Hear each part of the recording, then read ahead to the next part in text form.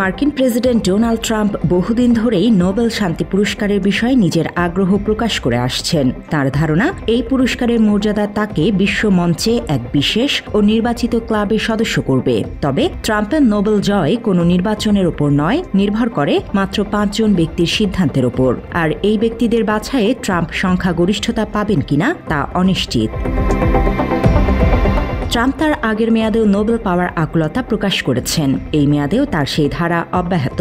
সাম্প্রতিক সময়ে সেই প্রচেষ্টা আরও তীব্র হয়েছে। তিনি প্রকাশ্যে বলেছেন, ইউক্রেন শান্তি চুক্তি হতে পারে পুরস্কার জয়ের চাবিকাঠি। কিন্তু নোবেল শান্তি পুরস্কার মনোনয়ন দেওয়ার ক্ষেত্রে যারা সিদ্ধান্ত গ্রহণ করেন তাদের মধ্যে অন্তত 3 জন প্রকাশ্যে ট্রাম্পের সমালোচনা করেছেন। ফলে তাদের সমর্থন পাওয়া সহজ নয়। নোবেল পাওয়ার প্রচেষ্টায় ট্রাম্প বিশ্বের বিভিন্ন দেশের নেতাদের সমর্থন কুড়ানোর চেষ্টা করছেন। এমনকি নরওয়ের অর্থমন্ত্রী ও সাবেক ন্যাটো মহাসচিব জেন্স স্টলটেনবার্গের সঙ্গেও ব্যক্তিগতভাবে তিনি এই বিষয়টি নিয়ে আলোচনা করেছেন। স্টলটেনবার্গ ন্যাটো মহাসচিব হিসেবে ট্রাম্পের সঙ্গে ঘনিষ্ঠ সম্পর্ক গড়ে তুলেছিলেন। নরওয়েতে ক্ষমতাসীন স্টলটেনবার্গের দল লেবার পার্টির হাতেই নোবেল কমিটিতে সদস্য নিয়োগের ক্ষমতা। ট্রাম্প দাবি করেছেন, তিনি একাধিক সংঘাতের অবসান ঘটিয়েছেন। গত সপ্তাহে তার তালিকায় ছিল 6টি যুদ্ধ।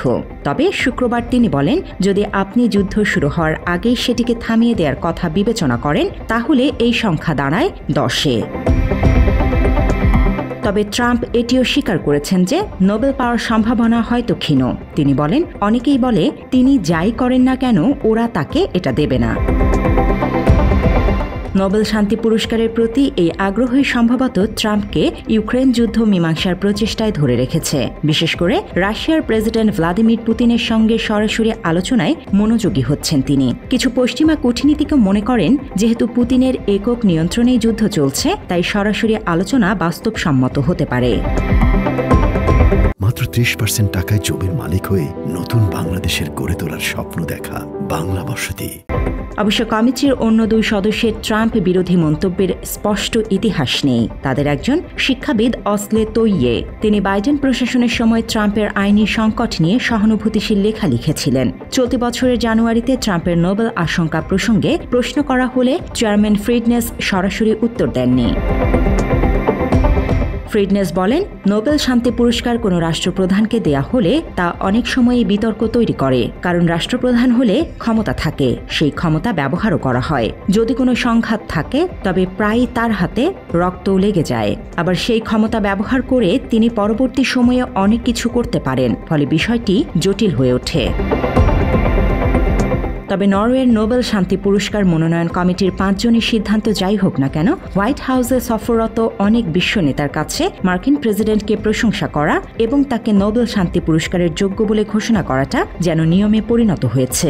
ইসরায়েলের প্রধানমন্ত্রী বেনিয়ামিন নেতানিয়াহু ট্রাম্পের জন্য মনোনয়নপত্র জমা দেন। আবার অনেকে সমালোচনা করেছেন সাবেক মার্কিন প্রেসিডেন্ট বারাক ওবামার। তিনি 2009 সালে মাত্র কয়েক মাস ক্ষমতায় আসার পরই নোবেল পান।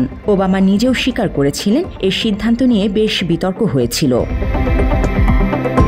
তবে ট্রাম্পের এই প্রচারণা কেবল হাসি তামাশায় শেষ হয়নি। গত মাসে তিনি ন্যাটোর মহাসচিব স্টলটেনবার্গের কাছে ফোনে বিষয়টি তুলেছিলেন। এই বিষয়ে পিস রিসার্চ ইনস্টিটিউট অসলোর পরিচালক নিনা গ্রেগার বলেন, কোনো প্রার্থী এভাবে সরাসরি কথা বলেন এটা খুব অস্বাভাবিক।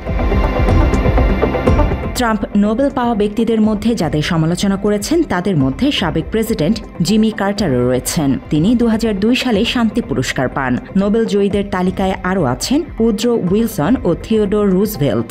সাবেক মার্কিন ভাইস প্রেসিডেন্ট আল গোর ও সাবেক পররাষ্ট্রমন্ত্রী হেনরি কিসিঞ্জারও এই পুরস্কার পেয়েছেন। তবে কেউই বিতর্ক এড়াতে পারেননি। চলতি বছর ট্রাম্প যে শান্তি পুরস্কার পাচ্ছেন না তা প্রায় নিশ্চিত, কারণ মনোনয়নের শেষ তারিখ ছিল জানুয়ারিতে। 2025 সালে শর্ট লিস্টে আছেন কাতারের প্রধানমন্ত্রী মোহাম্মদ বিন আব্দুর রহমান আল থানি। গাজায় শান্তি মধ্যস্থতায় ভূমিকার জন্য জিমি কার্টার প্রতিষ্ঠিত কার্টার সেন্টার এবং আন্তর্জাতিক অপরাধ আদালত।